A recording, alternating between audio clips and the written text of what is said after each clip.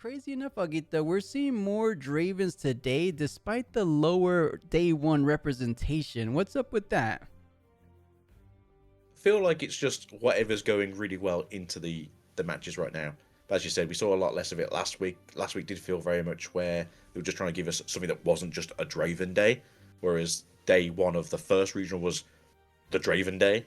But it does feel like it's going back into Draven is kind of being like the most represented card game, especially on top tables. But in this case, it's the set one best of Chinese meta versus set two's best of Chinese meta. So it's nice to see that they're trying to see who's still got the meta push in them. Yeah, I actually am a fan of this matchup. Like you said, Clash of the Kings from both sets. So I'm actually itching to see how it's going to be playing out. I have heard that Kaiser feels relatively good into Draven if you're running enough removal. I know Kaisers have been able to stack up a whole lot of removal, similar to Annie, how they added Piercing Lights. I've seen Kaisers with Piercing Light, Singularity, of course their traditional Hextech Rays, of course their infamous Falling Stars. That's so much removal option. Agita, you think with all that, is that enough to take down the likes of Draven? I think it depends on what version of Draven it is. If it's the more conventional kind where you're just trying to get the one or two big units out, I do think that Kaiser's spell slinging ways does work out for it quite well. But if it's more the Miracle Draven, it's more of can you keep up with the pressure of them having unit after unit after unit with the little runes that you have, as most of the spells that you spend will cost you one or two power per turn, which can obviously detriment your gameplay overall. Yeah, I can totally see this, but let's go ahead and find out how this matchup will go. It is round number 3 of today's regional event.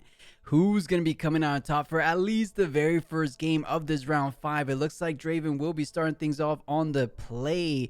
And interesting enough, we haven't seen it too much in Season 2, but Kaiser going with a Dreaming Tree, perhaps a little indication that they're still running things like Retreat, like Cleave, like we're actually seeing in hand, which a lot of Kaisers have kind of neglected some of those cards recently at Spiritforged. So it's cool to see this Kaiser being undefeated. I say undefeated, but I believe it's one loss, and then the Draven is one tie. So close So to it's undefeated. still fairly good. Obviously, it's only round four. Sorry, you're only round five. So it's probably still maybe the best out of Kai's that's currently going into the game. So Mm-hmm. it's nice to see what we've got available to see here. Retreat is obviously a very good card. It is essentially a less useful flash, but for a cost of one, returning a friendly card to hand isn't terrible, especially if it gets to keep it around for another turn. And with Kaiser's ability to come out accelerated, you're not really losing too much on the play. Yeah, it's not too bad of a card. It is that reaction speed, just like you mentioned the Flash, but the Draven does get developed following that overzealous fan onto Reaver's Row. And traditionally both benefit, or both legends are able to benefit from this Reaver's Row, of course, because it used to run early on in set one. Kaiser used to love running Reaver's Row because of those Dariuses, because of the Kaiser Survivor. And we mentioned one of the prime removal spells that Kaisers have been electing to bring into the main board is the Singularity, Agito. I'm seeing 2 in hand. Those are cards that are able to deal with the big might units. I say big might units, but the fairly big might units like the Dravens, the Kaisers, the Dariuses. So we'll see if Singularity makes a good impact.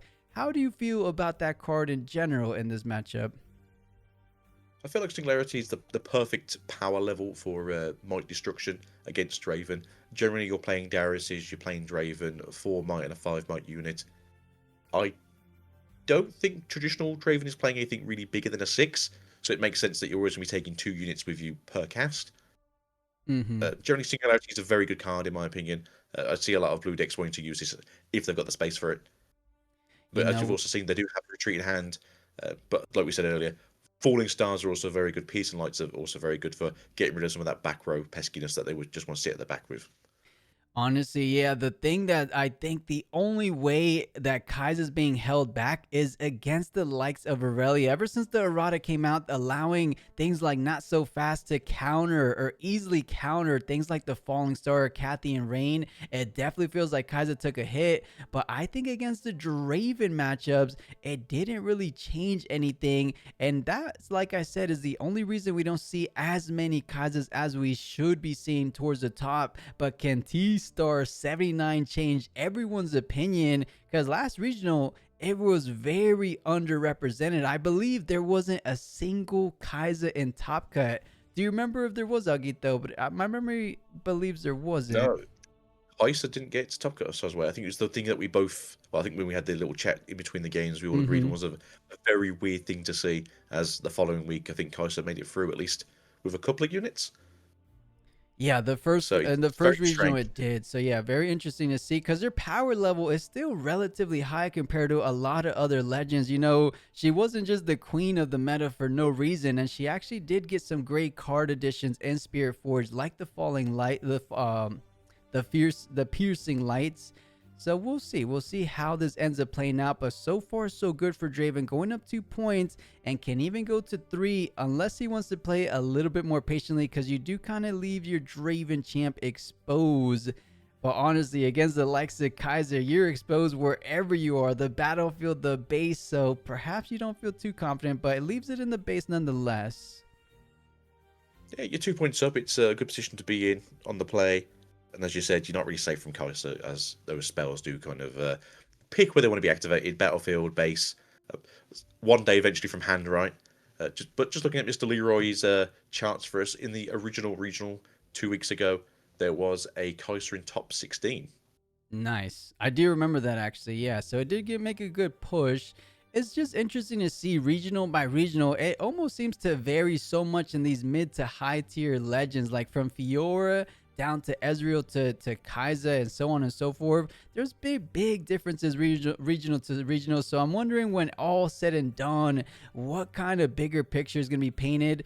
But you do get that one push, finally scoring her first point over to Kaiser, and does pick up a fantastic draw off the top. It will be a Darius, but looking like they're going for the spells. Perhaps we're getting that singularity we've been talking about this entire game. Pays one for the Kaiser Legend and pays one for the normal way, and targets the 2 units on the opposing side. And he's not liking what he's saying. He's like, wait, do I have a hard bargain or something?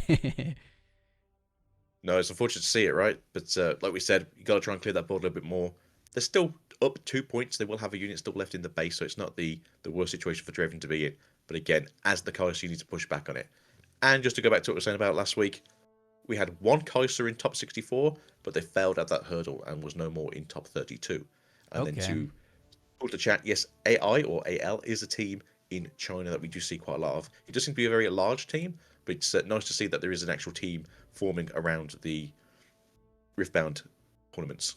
No, yeah, they were around during the first season, the set one season of Riftbound as well. Really strong players. I believe A Pop 2 is actually Team AI. He just doesn't add the period as well. And he was the first Fuzhou regional champion of this season and a runner up of a regional in the previous season. So really prominent team and really strong players.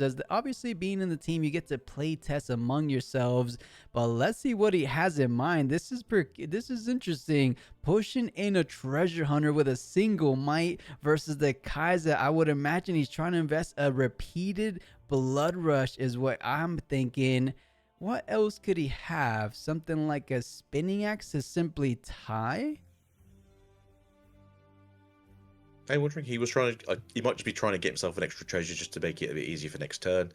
Apparently, the treasure token has been contested, so I'm wondering if they're gonna. Oh, Okay, they're doesn't gonna want to retreat. take any risks. That's kind of crazy to kind of get bluffed by the treasure hunter.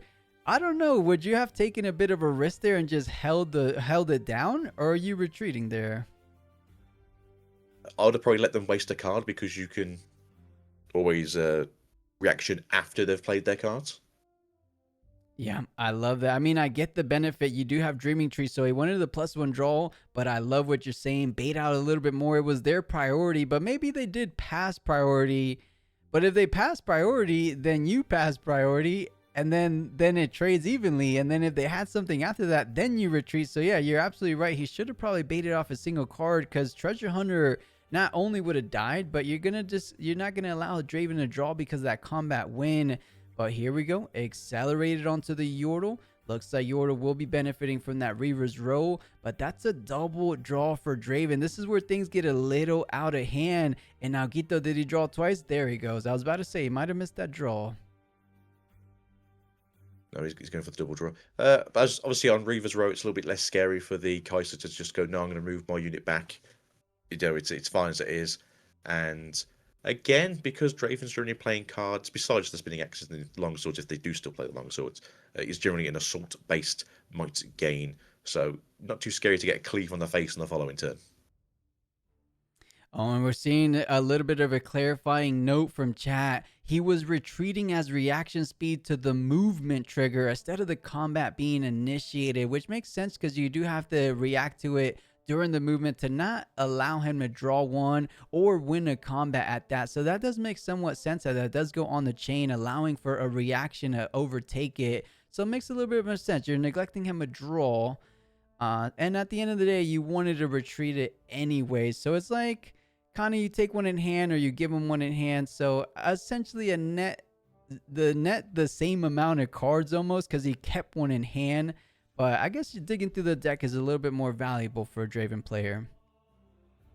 Yeah, I mean, I'm a little bit confused as to why not get them to fight you first, because obviously -1 draw is always really good either way. But if you can get the extra card out of hand or the extra 2 cards out of hand, then you go positive either way.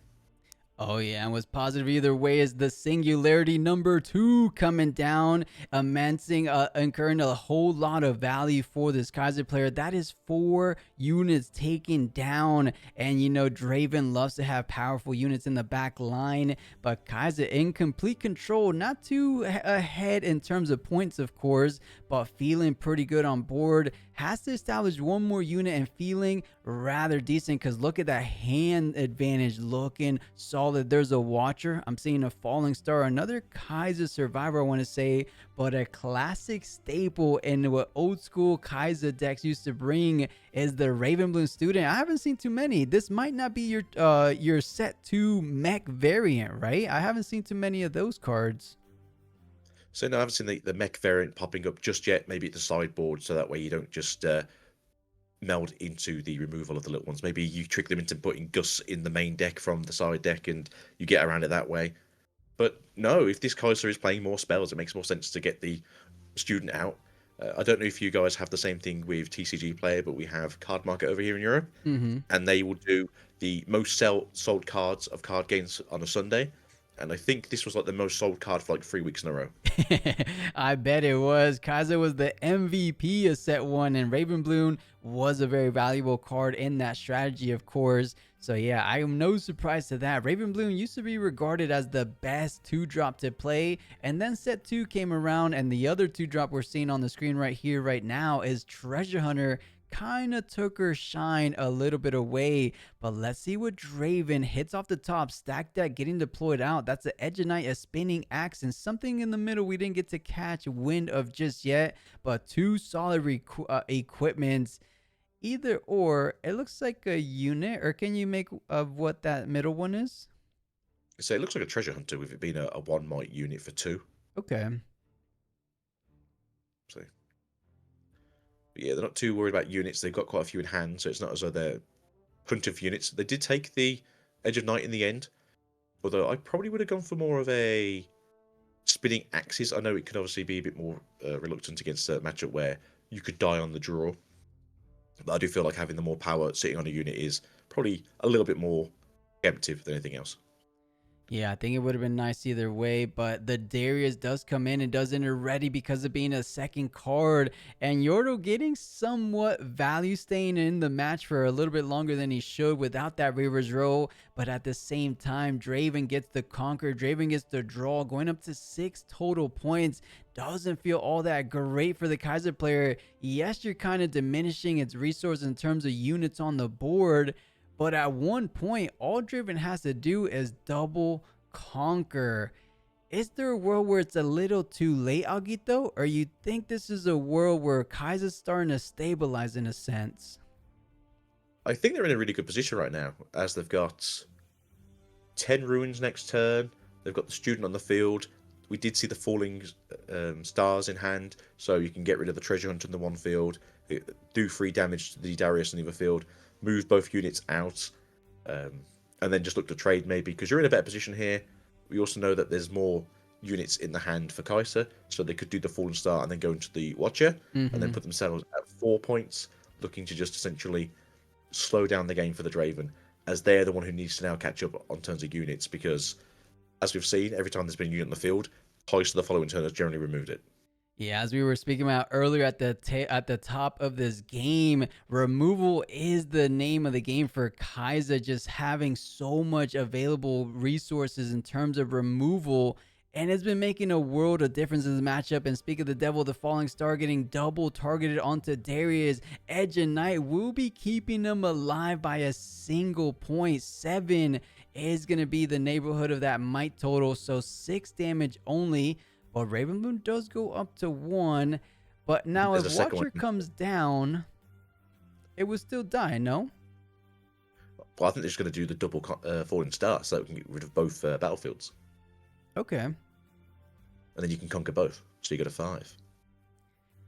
Yeah, just a little bit more resource heavy, of course. What about, you think, perhaps he didn't want to be completely tapped out, but I thought he had enough runes for a Watcher, non-accelerate, and then a falling star. Wouldn't that have been a little bit cleaner? It would have been, but I think Darius would have survived. You're right, because 7 and then -3, 4. So it would have survived by 1, just like it did just now. Yeah, I think the gameplay here is to probably falling star again, take out both fields, because worst case scenario is they have another Edge of Night underneath the treasure hunter, and then you just walk in with your Yordle, let it clash, and then you can just walk in with the student then and just take a battlefield. It looks like they're taking your line to play the double falling star. We were talking about just how much available removal Kaiser has. We saw double singularity. Now we're seeing the double falling star. Even if it's an Edge of Night, that's only going to bring that treasure hunter up to 3, of course. So enough damage to take out the remaining units for Draven. I'm trying to see what's in the hand of Draven because things are not looking up. Switcheroo was revealed, so nothing too effective. But no, now it's a clear battlefield. Move them both out. Go to 5. Draven's on the 6. Now it's all down to Draven to top deck something they can. I don't know if there's another Darius in hand or another Kaiser. But if not, then T-Star's looking in a really good position.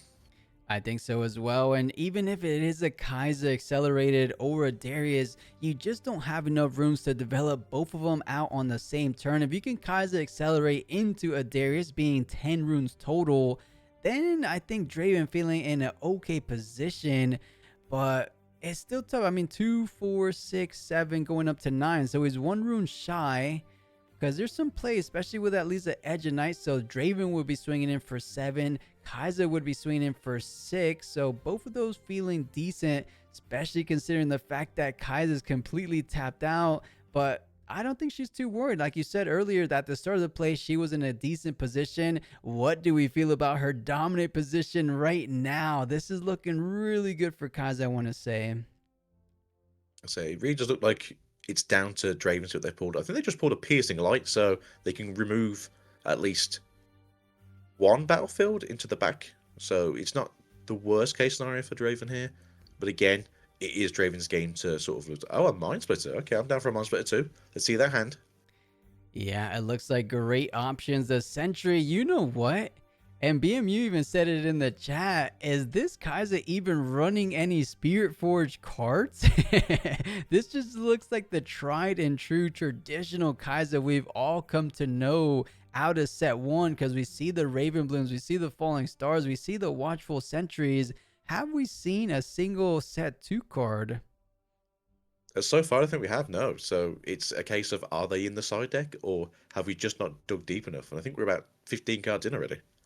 I think so too. I mean, if there's one set 2 card that I do feel works really well in Kaiser, it will be the Piercing Light. But perhaps with Falling Star, perhaps with that additional singularity, maybe there's such thing as too much removal, and you don't want to, there's only 40 cards you could have in your deck, so you want to optimize the best you can. So perhaps it was just a bit of overkill, but I have seen a lot of Kaisers elect to run that, of course. So we'll see a little deeper in the deck, perhaps in game 2, perhaps even in a game 3 situation if we get there. But try and decide between the Darius Watcher, Cleave, and Sentry. I'm leaning towards that Watcher. That Watcher is a game ender, but it is a little bit expensive, so I could take it either way. Cleave for the Dreaming Tree doesn't feel all that great for your opponent to have, but are you with me there, Agito? Are you leaning towards that Watcher, or you have something else in mind? I think the Watch is just a generically good play overall on the next turn, depending on how many cards Draven can get out. But Draven is tapped down to 2 runes left here, so it's not really going to benefit them too much in terms of reduction. Whereas the Darius can come in on a play and essentially just take out a battlefield itself as well for 7. So it really just depends how far can they go on the side of the Draven.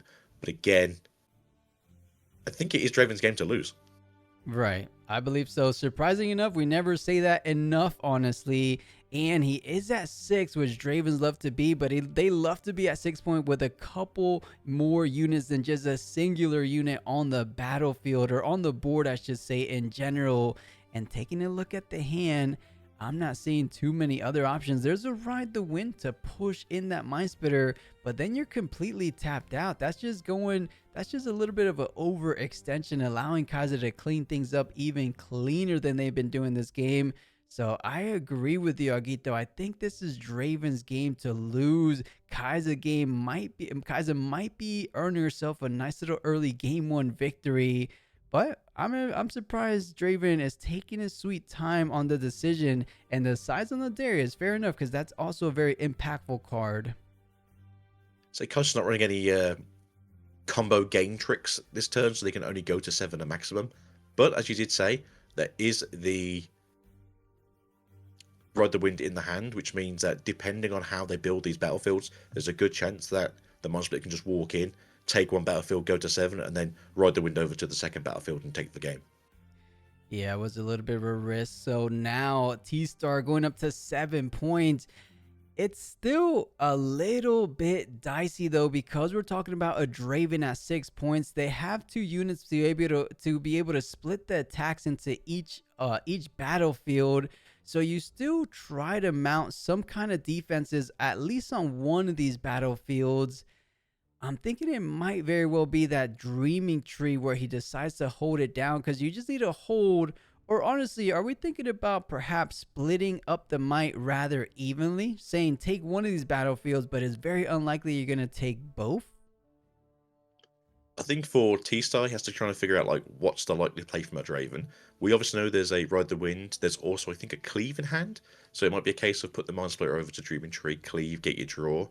They might also have the other plus might, 1 for 2 cards in the hand as well. So if they can only put 10 or so might on the field, then it looks like it could just be a Mind Splitter board sweep. So, but it does depend on like what is in the hand of both these players going into the next turn. As unfortunately for the T-Star, it's Cleaves, which obviously are only good on your turn and not so good on your opponent's turn. I was just about to say that Cleaves are such a good offensive options, but in terms of what the situation stands, you need to create a defensive front. You have a Watcher and you have a Sentry. That's going to be a good 8 might point difference on a battlefield. I mean, at this point, it looks like you might just have to play the Watcher to increase your might total. And I think Kaiser is realizing the scenario he's currently at, because right now, there's at least a Ride the Wind. So Mind Splitter could perhaps push into Reaver's Row, conquer 1, and then you could do something like Overzealous into Dreaming Tree on your priority, Ride the Wind with the Mind Splitter over, and then if he has something like a Spinning Axe, or attach the Edge of Night first on the Mind Splitter, of course, there's a world where Draven's not 100% out of this looking at things now.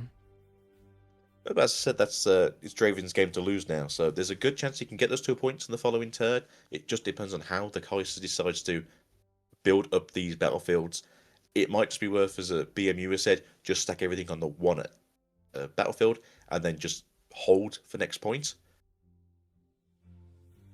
which they are doing that now. I am wondering if that's the best play.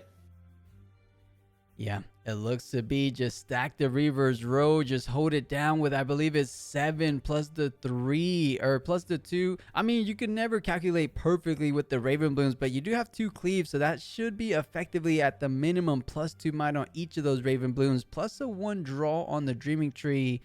If you want to go that way, which doesn't seem too likely, of course. I mean, cleaves aren't doing anything on defense, so might as well get a single draw to see what you hit. Something like a Stupefy wouldn't be all that bad, of course. But now it is Draven's turn. Can he close it out? This might just be the final game, the final turn for both of these players. Can Draven do it, or you pass it over, and that's gonna be a conquer or a hold, I should say, for Kaiser. So these players are looking like it's coming down to the wire, but thinking about the amount of defenses, and actually this will give us a better indication. Do you see what's in hand for Draven? That is spicy. Do you see that card all the way in the back? I do. I don't hate that card. That could be really good to use this turn, especially if you just want to throw it into something. Yeah, for those that don't know exactly what I was trying to say, the Doombreaker is what this Draven has as a very spicy card. We'll see if it comes to play in here, but if you don't have, if you have fewer, what does it say? If you have 2 or fewer cards in hand, it enters ready, so not really gonna make too much of an impact. And if and then when I hold, draw 2, so spicy card for Draven players that are able to hold with things like reaction speed spells or reaction speed equipment like Spinning Axe and Edges of Nights, or getting revealed from hidden Edges of Night. So I've never seen that in a Draven build, and this guy is technically undefeated, so perhaps he's on to a cheeky one of in a main deck. So kind of cool to see a little difference in deck building. It's also one of those really big units as well that doesn't just get taken out by a singularity, so it's good to see that they are thinking around, what can take out my units normally. As we've seen, singularity is quite good in blue decks, running into it. So Overzealous, going to try and take out either a Yordle or the Raven Blue, or maybe the Kaiser. Yeah, I love this play. You might as well get a little bit more bang for your buck out of that Edge of Night. So coming in and offering the trade 1-for-1 on the Kaiser, which tends to be one of the second to highest might totals. And it looks like Kaiser just realizing the scenario. You might as well play the cleaves for the simple +1s on both the Raven Bloom stats. +1 on the left one, +1 on the right. And trying to see the draw, like we said earlier, what's going to be hit off the top. Bellows Breath. I believe that's action speed, no? I believe it is as well. So it's not the greatest top draw, but again, you are boosting that might up, so you are keeping the game plan going forwards. Yeah, slightly better, I want to say, than a Cleave, since Cleave is doing absolutely nothing on offense, or I should say on defense. At least Bellow Breath will be pinging your opposing character for at least 1, making those maps a little bit towards your favor. But now you're able to attach the Edge of Night onto Mind Spitter and go at it one more time. Is there enough might, though? That's going to be bringing you up to 9.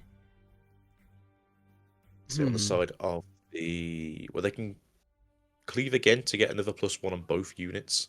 So that'd be 4, 8, 15 on the side of the Reaver's Row. Yeah, well, Bellows Breath is also 1, right? Yeah. That might be better to just do a single damage, effectively bringing that Mind Spirit down to 6. But Draven does get the Conquer up to 7, does get the draw if he didn't draw already. And he does indeed have the Ride the Wind, as we're seeing right now. He had another Edge of Night, which is a little bit curious to me that he's not increasing the full amount of might he has in his hand. I think he's leaving the runes available for something like a Rebuke play, which we caught, that's also in his hand. So I think Draven might have won this one now. Kaiser, despite the double singularity, despite the falling star, looked like she might be falling a little short, but interesting. The Ride the Wind back to base because it's ready, so it doesn't make too much of a difference. So going to a second row of the wind, don't think it's going to matter too much now, but it's good to see that they are available. Rebuke, yeah, it's coming in. So the issue we have here now is, can it take this out? So if we go into the Edge of Night, so it's +4 together, right? Or is it +3? The Edge of Night +2, +2. +2, so that's +4 together, so that would be 11. Kaiser.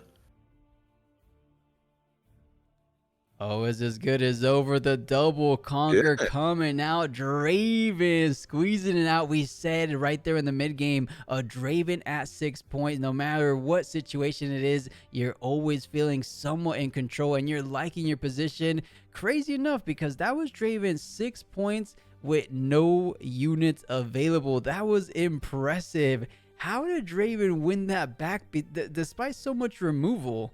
That was I can't believe that happened there. Round 5 to see what these players sided in, and Kaiser taking a page out of the national champions book. The star tip peak being the battlefield selection against the likes of Draven, which is interesting to me. I mean, what matchups did he expect to see today that star tip peak seemed like an obvious choice? Because off the top of my head, it doesn't seem like Kaiser's going to be able to hold all that often, or at least fast enough to really make use from Star Tip. Because you don't have things like the Annie did with Sneaky Deckhand, right? So what are we thinking for Star Tip peak? Well, as you said, like we just saw in the last round, that the enemy was playing essentially the same two battlefields, and I do wonder if they played the same third battlefield too, as they are both spell slinging decks. We do have the Sentry, I think it is, the Watcher Sentry, who is the death kill if I die, get a draw, which I think is just a good card in this matchup because you know Draven's going to be coming after you constantly. But yeah, if you can get that down on turn 1, maybe they have a bit of a rough hand and can't get anything down for their turn 1, so you get the one hold at least and just go for it. Yeah, we'll see indeed, and it looks like it will be the Sentry. You spoke it into existence. He does remember the Obelisk of Power, you know, something to keep forward in the English regions. I believe those rules that were just released last night, or depending on the time of the hour, maybe more than just maybe 2 days ago now, depending on your time. Yeah, I don't think China's playing with those rules just yet, right? Like you're able to catch a trigger depending on if it's still caught within your turn, that first initial turn. I think they still have to do it in the beginning step, I believe. Dave did say it was like, as of right now, all these things are in place, but again, as you said, it might be after this tournament it goes into place for China, as it was 3 o'clock in the morning for me yesterday. So obviously for China, that'd be the very end of Friday for them. So they might say for this last regional, it's going to be the usual rule set, and then for the final regional of this set, we're going to put the 4 new rules in place. So Yeah, I wouldn't hopefully, make the biggest of differences, but it is good to note. But perhaps because sometimes we saw in the regionals they did miss those arena's greatest triggers, so allowing a bit more breathing room on those triggers could be somewhat of a difference by the end of the game. But it looks like developing on a Darius, as we've seen Kaza do hundreds of times in the past. Let's see how big of an impact this Darius can make going forward into the game, because now it looks like Darius will be the first to score a point, and good draw because of Kaiser Survivor doing what Kaiser Survivor does, but leaning towards the start to peak just in case they're able to hold. I'm wondering if they will try to hold with something like a spinning axe, but trying to give Kaiser a taste of her own medicine. The falling star taking the double target on the Darius, eliminating him. And now perhaps he can hold on the start to peak. yeah, I mean, that's what we didn't think about either. Darius in the past have run Falling Stars, so it makes sense to see one at least turn up somewhere in his deck. I was hoping the Darius at least do something before it was being dealt with, but again, it is the Draven's game to try and push that early game too, just as you don't want to go to time in game 3. But the hand of Kaiser isn't too bad either. Getting the Void Seeker off, getting a draw, walking that Sentry into the Kaiser, both exploding themselves, getting the extra draw again. So overall, I think it's a good game plan if they want to go a bit more aggressive into the Kaiser. I think so as well. The only thing to be considered of is there going to be a hard bargain, because I like the 2 plays. I like the Void Seeker because you could kind of play around something like a hard bargain, but the Singularity play might be the bigger impact play. You have exactly 6 runes available to you. That's a double elimination of those units on Draven's side. You get rid of the Kaiser, you get rid of the Hopeful, and then you could conquer up, like you mentioned, with the Sentry on either of these battlefields. Most likely, of course, the start tip peak at that does get a hold, or does get some value from the hold. Are you going to be risking it here in this moment? Because there's 2 runes available. Oh, they're going for a little bit of a safer line, the Void Seeker, just to take out the Kaiser for the time being, or at least attempt to. I do believe they've got a Bellows Breath in hand as well, so they can just reduce it down by 3, and then maybe Bellows Breath it to death. So that does also work as well. Yeah, our Void Seeker does 4 damage, right? So they're trying to kill it at the moment here. So we do anything to counter it with any hard bargains, any... Nope, takes out, there you go. So I was wondering if Draven did have anything to deal with it otherwise, but no, get that nice draw. Into a Hextech Ray! Yeah, not too bad. Open up a trade 1-for-1 for that Sentry, and the Core Sentry will be allowing you to get a pickup off the Death Nail and a whole lot of spells, not a whole lot of units. That's a Hex Ray, a Falling Star, a Singularity. I think the middle one, as you mentioned, was the Bellows Breath and a Retreat all the way in the back. So just so many combat tricks, so many spells in general for this Kaiser player. It could be almost a curse of riches with spells, honestly. You probably wanted at least a Raven Blue student to try to play out here, leave open a Hextech Ray perhaps, because I don't think you want to use any more resources to take out that Hopeful in the back. So he does end up passing it. Now let's see if Draven wants to take a bit of the risk going into the Sentry just to try to conquer and eliminate a unit, or does he value the start to peak just because he is a bit ahead on point tempo? Because I wouldn't blame him either way, but I think the safer line might just be the point up top, right? Or what are we feeling for Draven? I thought that Draven was going to be a bit cheeky and try and force himself into... Yeah, force him onto the battlefield to take out the Sentinel.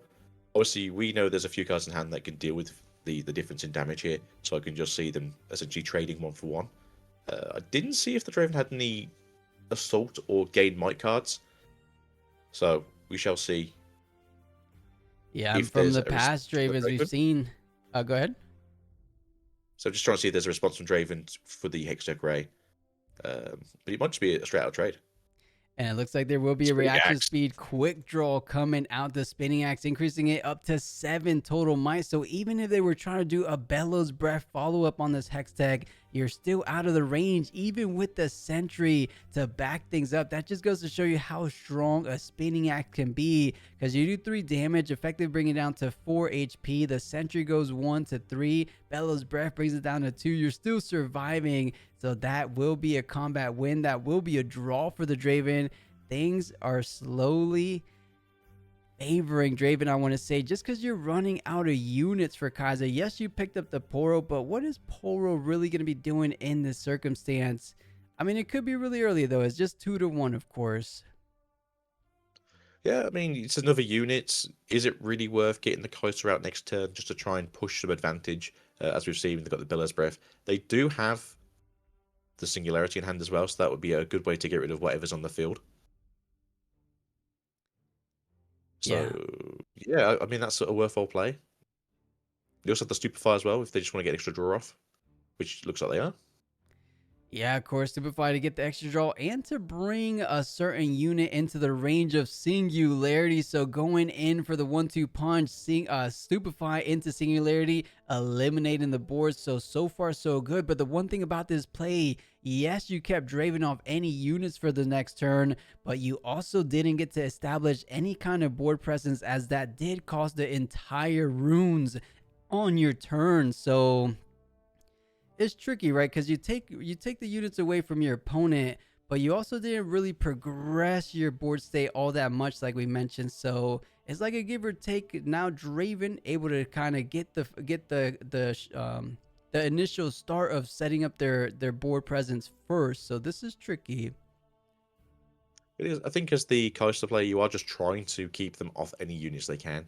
But I feel like Draven's one of the few decks that runs a lot of units compared to everything else. A lot of the decks are running like 9 to 12 units, where Draven feels like he runs maybe 12 to like 18 units. Right. So, at the average deck, it's like, if I just keep getting rid of their units, they won't have anything to play. Whereas with Draven, it's like, well, I just run nothing but units. You can keep trying. Yeah, just put them out. You take them out, I'm going to be dropping them back at you. And speaking of units, one of the better units coming out from Draven's side is going to be the Farrer's Forerunner coming out to play. You can't take him out too easily. You take out 1, 2 more spawn, of course. So that's going to be a really tough fight for Kaiser. So we are looking at Draven potentially slowly running away with this game. You have the point lead, and Ferris Forerunner, I mean, it's just a single unit, but it's realistically like 3 units in one. And Kaiser, just look at his mannerisms, not having the time of his life, saying, wait a minute, how am I using all these effective kill spells and I still feel in a losing position? Feels bad. Oh, it definitely does. Right now, if they really want to, they could Falling Star this, crack it open, make 2 mech units, Falling Star again if they really wanted to. So I think they've got both in hand. Doesn't feel great for the Kaiser unit, but your game plan right now is just stop them having units. And unfortunately, if you're not finding your units, it's going to be a case of just removal. Prison Kaiser. Oh yeah, Prison Kaiser it is. The only way Kaiser would be able to truly benefit from these kill spells, as we're seeing turn after turn, is if he had just one more unit to conquer, maybe recall back, turn after that, and then conquer again. He's just not pushing and progressing the game state here. He needs to at least be conquering 1 point per turn, because right now he's just allowing Draven, yes, you're taking out units, but as you said, he's just gonna have more and more units. But there at least is 1 unit. Does he pay the additional cost, or does he value the double Falling Star? And he's going for Aguito, Falling Star number 1. No, never mind. He's gonna establish a nice little portal. He realizes he needs units of his own.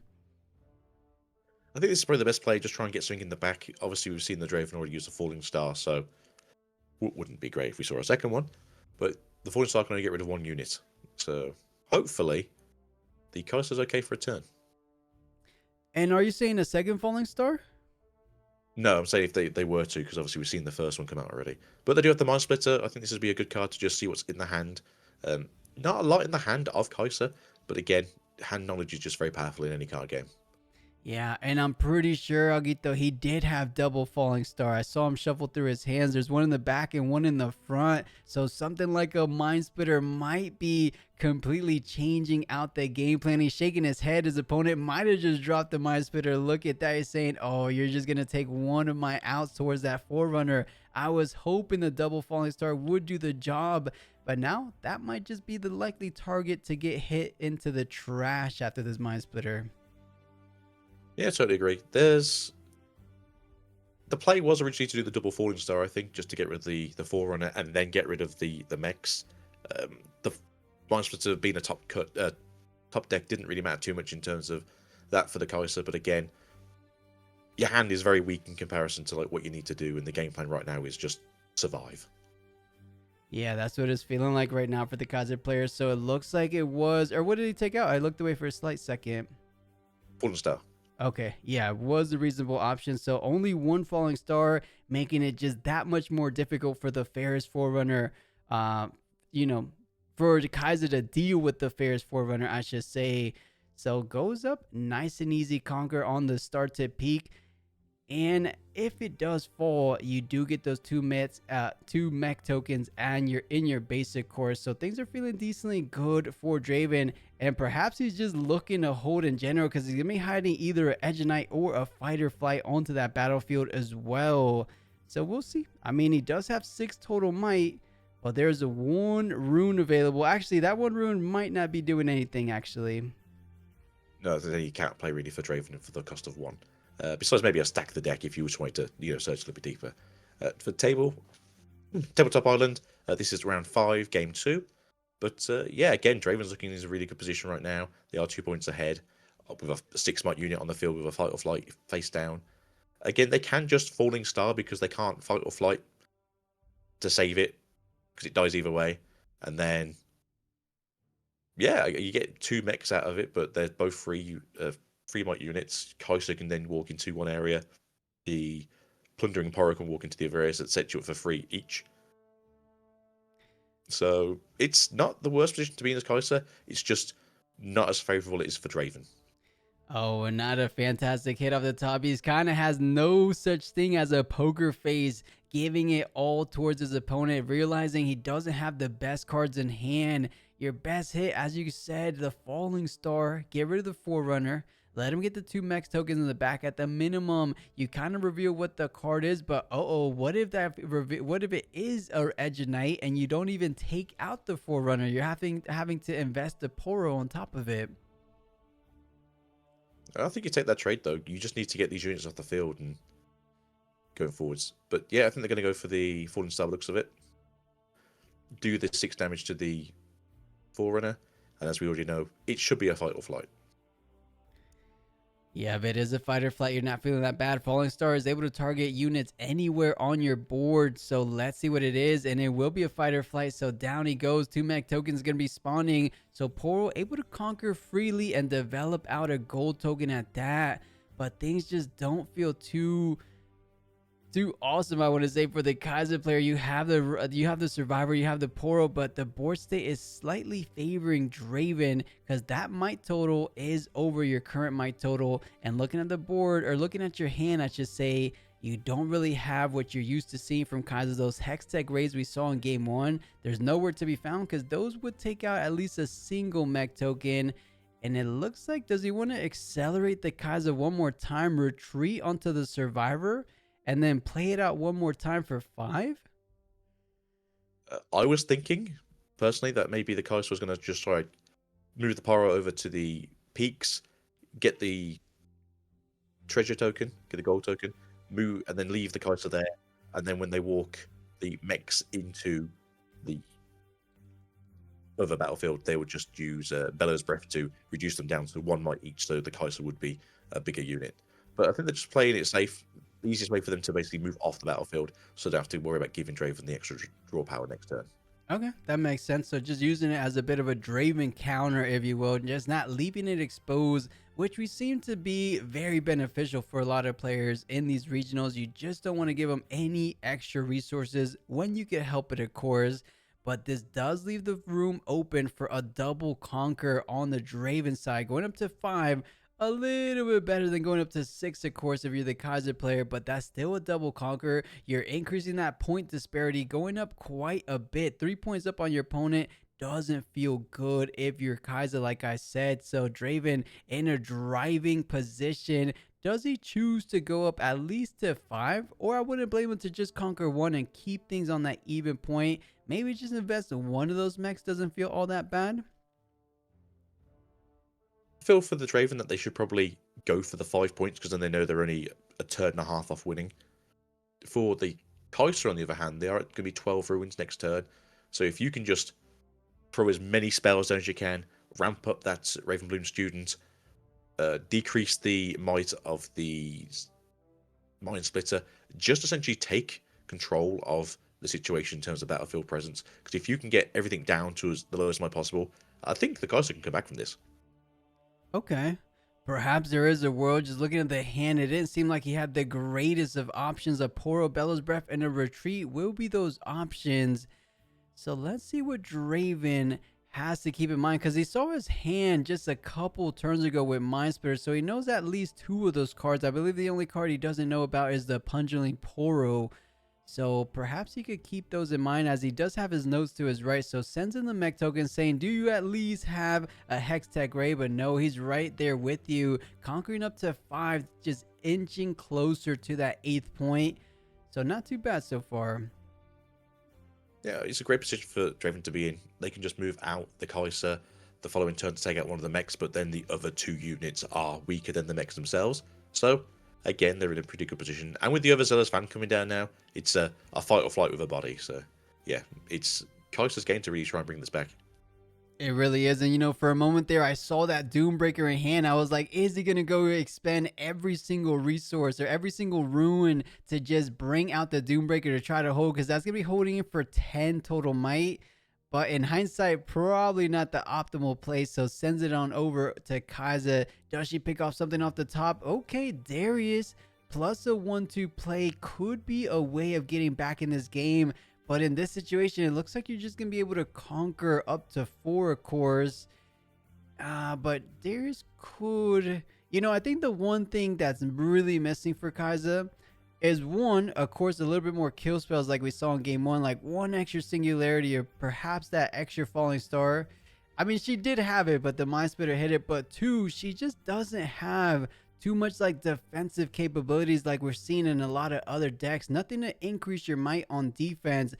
Almost like I wish he was running like a longsword. I know it makes no sense, but something to protect the units, because you're having to push forward And with the lack of retreats, you're having to just leave them exposed on these battlefields. So perhaps something like that was really holding Kaiser back in set two. Maybe. I could see the play here now being like do the Bella's Breath, pay the repeat cost, move in the Kaiser to the peaks. They can either bounce it back or they can take the double loss, and then you just put the Draven down and swing with the Draven. And then that way you go into 4 this turn, and then it's down to the Mind Splitter to deal with the Draven. You're probably going to want to retreat it that way, so that way you can keep a little bit more aggression in hand, and then you can get out a 7-cost Draven the following turn. Sorry, Darius. Okay.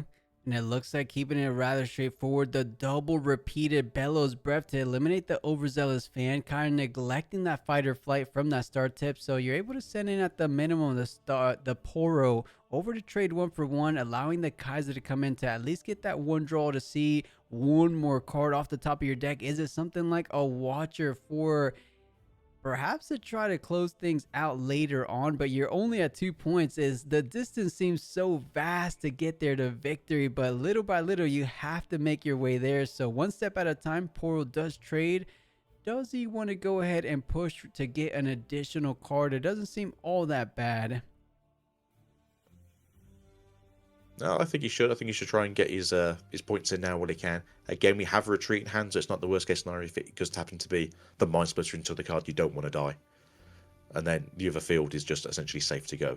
So yeah, you can put the Kaiser into the Obelisk. Obelisk is then free for Kaiser to take it down. And then you put the Ravenbloom student into the peaks, and that way you go to 4 to 5. And then you just got to try and claw some advantage back. Again, with the retreat in hand, it's not the worst case scenario for the Kaiser. Yeah, I think either way you do it, the idea is you conquer both of these battlefields on your turn. So playing out the second card for the turn following that Bellows Breath will be the Darius. So it does come online as soon as it comes down, and pushing towards the mech token. 7-3 should be more than enough. Even if it was a spinning axe, that mech token will only be going up to 6. So proper line there, conquering up to 3, and does elect to get that additional draw off the start tip because of the conquer ability. Let's see what the hit off the top. Something he would probably like would be something like a Void Seeker. That wouldn't be too bad. You do 4 damage on the Mind Splitter plus a 1 draw, and allow you to equally trade for one of those units. But the ride the win action speed on the Kaiser Showdown initiation. Oh, but you do at least have something to savor. But does that count as a combat win? No. I think you're reacting to the ride the win. Yeah, so before it even goes to the battlefield, you don't take the extra draw. Yeah, but look at what's happening here. The Draven going up to 6, and then when you hold, you're going up to 7. Does Kaza have anything with this Ravenbloom to try to take care of the Mind Splitter? Because Darius already in and ready. He can't kind of retreat back. There's a Poro, and what's there in the back there? The Ravenbloom. In the hand? Well, in the hand, it's just the Poro and Kaiser, because she didn't get the draw trigger. Oh, the retreated Kaiser, of course. So does decide to accelerate it. And is he looking for a double hit? It's going to be 4 plus 3. So just trying to trade 1 for 1 to neglect them the hold point. It wouldn't be terrible. You are talking about a Darius versus a lonely or pouty Poro. But looks like he wants to just hold it down. But that's Draven going up to 7. Things are getting very dicey. This was a little bit more overwhelming of a game too than I thought coming out from the Draven side. I thought Kaiser had a little bit more in her than this.